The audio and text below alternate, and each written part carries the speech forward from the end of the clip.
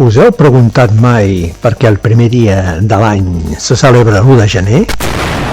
Doncs, encara que no us sembli, la resposta ens porta molt lluny en el temps i molt a prop de casa. En part, tot plegat és culpa dels antics pobles que habitaven la península Ibèrica, i especialment d'aquells que van defensar el seu territori amb una determinació extraordinària. Parlem dels íbers, dels celtes i dels celtibers. En concret, els celtibers eren un poble amb costums a mig camí entre els íbers i els celtes. Els homes portaven pantalons, com els celtes. Les dones vestien ornaments i recordaven els íbers. A diferència dels romans, els celtibers utilitzaven una espasa curta, àgil i efectiva, i tan pràctica que els mateixos romans la van acabar adoptant. Algunes de les seves creences eren colpidores. Per exemple, quan algú moria en batalla, el cos restava al camp i eren les aus carronyeres les que simbòlicament el portaven cap al cel.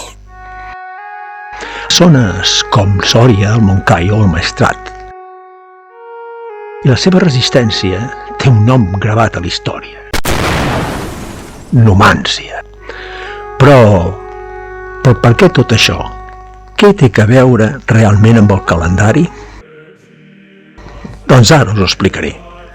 La conquesta romana de la península va durar uns 130 anys. Les campanyes militars només es feien quan el temps s'ho permetia, i això generava un problema. L'any romà començava a la primavera, quan la terra desperta, però els cònsols, els responsables polítics i militars, tardaven mesos en assumir els càrrecs. Quan començaven les campanyes, el mal temps els aturava i els enemics es reforçaven. La solució va ser canviar el calendari. L'any començaria al gener. Així, quan arribés la primavera, Roma ja estaria preparada per la guerra. Aquest calendari es va imposar a tots els territoris conquerits i ha arribat fins als nostres dies.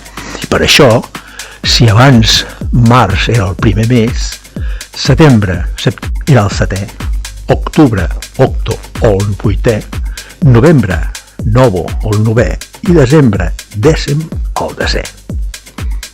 Així que, sense saber-ho, els antics íbers, celtes i celtibers van acabar influint en tot el món occidental. Gràcies a aquella resistència, avui celebrem el Cap d'Any, el 31 de desembre.